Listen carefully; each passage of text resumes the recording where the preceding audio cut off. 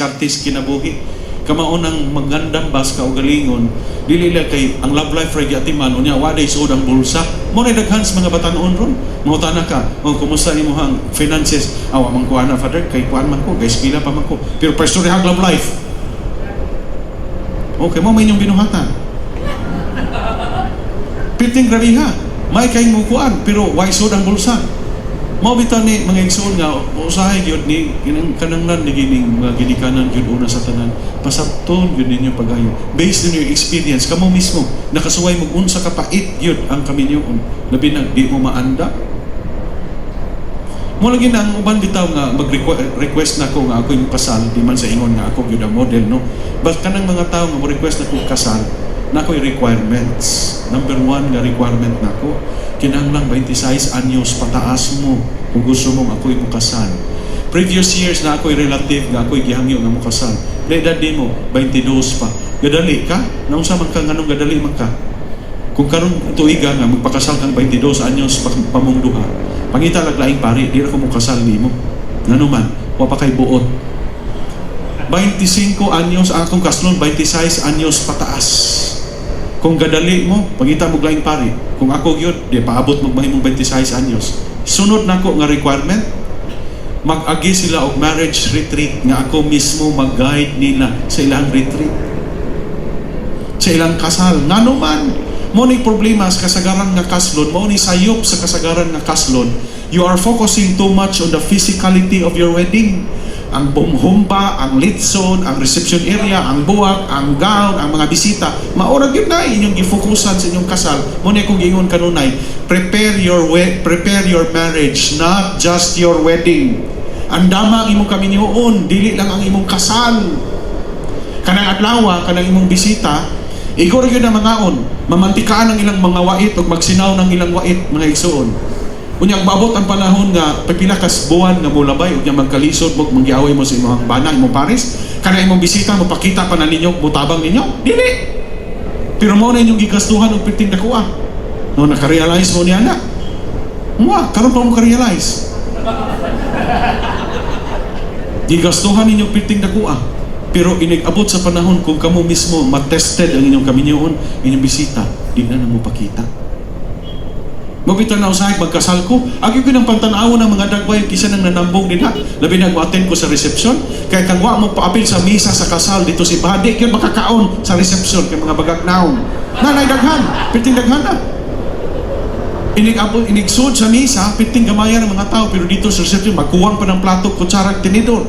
Kung di manigikan ng mga tao. Muna nga usahay. Labi nag-relative na kong kaslon. Ako pultahan sa reception. Uy, waka mo simba ganinas kasal. Uy, di ka kakaon din hino. Kabaga ko nimog naong. Ako'y magbantay dito. Kaya gano'n man sa may hinungdan nga nang naikaon. Tungod ka na ikasal. Di man kapag kasal. Ano mauna, gina, mga igsuon. Di ta magpalabi o pabungga sa tong kasal. Ha? Kaya daghang kayo nagbunggahan ay later on, pirara ka oras, gabuwag na. Muna, prepare your marriage, not just your wedding. Unsa may diferensya civil o church wedding? Civil wedding, pwede nang himuon diri sa hotel, pwede nang himuon diri sa restaurant, pwede himuon sa resort, sa garden, pwede sa katangkungan, kabalanghuyan, kasagingan, kahumayan, kabutihan, bisan asa, pwede nang himuon. Pero kung kag church wedding, simbahan gyud na, or kapilya. Ang ministro ni mo niya, ang pari, whose hands are consecrated so that you will be sanctified. Sa civil wedding, ang judge o ang mayor, ingon nga, I pronounce you husband and wife, pirma sa contract, reception, ismiringhoy na mo, nakaw na mo. Pag ismiringhoy na mo, maura na. Pero sa simbahan nga kasal, ang pari magdupa-dupa. Magpakilooy sa Ginoo, nga ma-unite mo. Therefore, sa civil wedding, why Ginoo nga gi-appeal? Sa church wedding, appeal ang Ginoo. Sa civil wedding, it's only between the husband and the wife. Sa church wedding, it's the husband, the wife, and God, exactly. Mauna, nga moabot ang panahon, kanang kasron ako ginagtaroon. Pagklaro mong duha ha, kaya kung sa'yo may tabo ninyo, kitang tulong, magsinumbagay o sa ta. Kaya nang ano, ako ginag-emphasize nila, consider me as your spiritual father. Kaya dako kog tulubagon sa Ginoo ninyong duha. Mauna nga kung sa'yo may tabo ninyo, magsinumbagay o sa ta. Muna ako silang ingnan, amiguhan ninyo ng pare na nagkasal ninyo. Concrete example lang ano, Gaging mga buwan, doon ako dito sa hospital, sa Perpetual Socor. Ang wife mo'y kailan ako, ang iyang bana, ako kailan. Nangayos tambag na ako, kay iyang bana, nabugnaw na ko no. 5 pa katuig sila kami yun ha? 5 katuig pa. Pero uyab na sila for how many years? Mo ni problema po lagi ning 15 uyabak ko no hay. Sa pila katuig nga kuan kay mapulaan lagi dali lagi. Karon niingon siya nako pader tabangi ko aning kong bana nga nabugnaw naman ning wanam ko kasabot ani niya. Ako sa giinan, ma'am, kung ako pala kasal ninyong duha no? Lagi ko'y authority nga mobanlong sa imong bana. Nga naman, ako may nagkasal. Pwede rin na akong birahon. Di ba ko nagkasal ninyo? Muna nga, ako'y katungod, nga mutawag niya, ako siyang badlungon. Karon na akong advice, kisa may nagkasal ninyong pare, buhay pa? Tuas Mindanao pa rin, kuntaka siya. Kay siya mo'y na authority, badlungon ng imuhang paris. Muna inyuhang akong advice ninyo, amiguhag yun ang pare na nagkasal ninyo. Kaya kaso mo sa tabo ninyo, kanang paria, dakog pamaagi, dakog chance nga makasulbad sa inyong problema. Sa kaninyo. Kaya bawa na ko sa inyong giunahuna karon. Giunahuna ko buwagan ninyo yung Timani ha, timani ni. Ang simbahan, klaro yun. Nalingon ha, gingon diri sa gospel. Mo gini baruganan simbahan huwag yung diborsyo diri sa Pilipinas. Nang ano? Kaya nga no, daghang mo abuso, daghang abusado yun mga igsoon. Mo na nga, no, yun taliana. We are protecting the sanctity of marriage in the church. And the church is always firm in that decision. Mauna mga igsoon na inyong pamalandungan ha. Sa diyang ikasal mo, nagkuptanay mo sa inyong tuong kamot. Sa imong paris. Kaya numdum pa mo?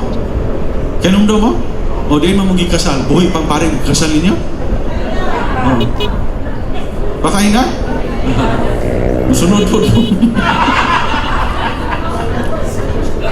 Kini.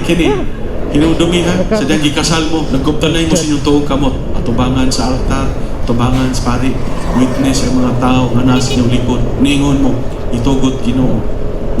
Mao ni pinaka-meaningful prayer unta nga inyong iampo sa di pa mo mga tuong, mag-holding hands mong duha. Kaya kining prayer, inyo ning i-recite sa diyang ikasal mo. Karon wala mo may ampo-ampo ani kailangan naman yung isultis Ginoo, Diyos ko, ganong gibudhian mo ako. Mo naman inyong giampo siguro. Nagkinunotay mo sa inyong kamot, ningon mo itugot Ginoo. Nga kami magkahiusa sa kasing-kasing o gunahuna, sukad karong adlaw. Bisag unsay kahitabo, maayo o dautan sa kahamugaway o kapitos. Dili ng pitos dito sa talamban na pita. Sa sakit o sa maing panglawas, hangtod ang kamatayon. Mubulag ka na. O diba? Very meaningful prayer. I-memorize ninyo. Bot-bot ninyo. Kopyahan ninyo o karong gabi sa di pa mo mga to ang uban nagipon ninyo mga tiguwang na inyong bana kay mag-kiss ito. Tikis-kiss yan, kaya na sila tiguwang mata. Kung mao man ganin na akong tambagan yung bana, ato na lang namuhawak sa inyo, sige nga na lang.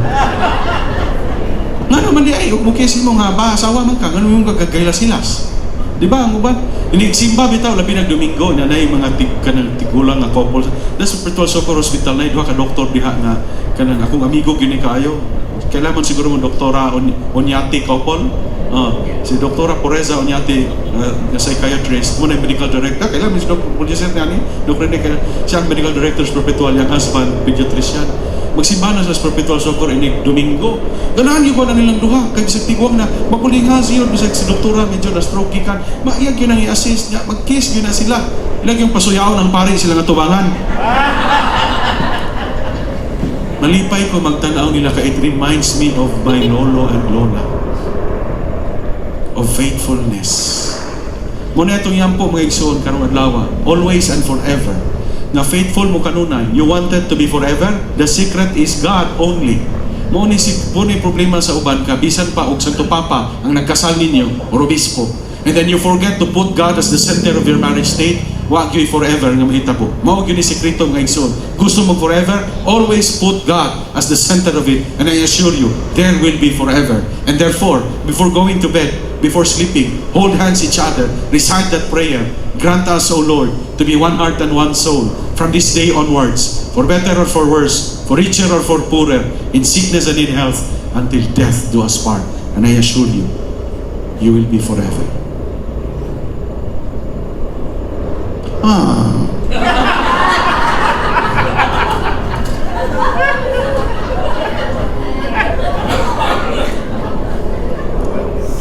Karon iniguli ninyo inyong assignment.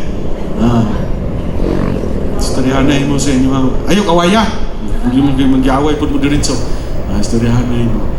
Mag-renew punta sa tukuan. Oy, mo bitaw na mag-renew nga mag-anniversary nga naay couple. Ako ginang i-renew ilang kasal. Ano man, opportunity mo na nga ma-remind sila.